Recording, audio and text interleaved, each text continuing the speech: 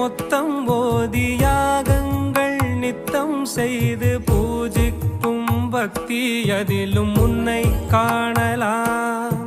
பசி என்று தன் முன் வந்து கையேந்தி கேட்கும் போது தன் உணவை தந்தால் கூட உன்னை காணலாம்.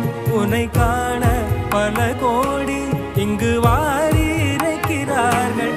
எளிதாக உன்னை சேர இங்கு யாரு நினைக்கிறார்கள்? அலங்காரம் அதில் நீ இல்லை, அகங்கார மனதில் இல்லை.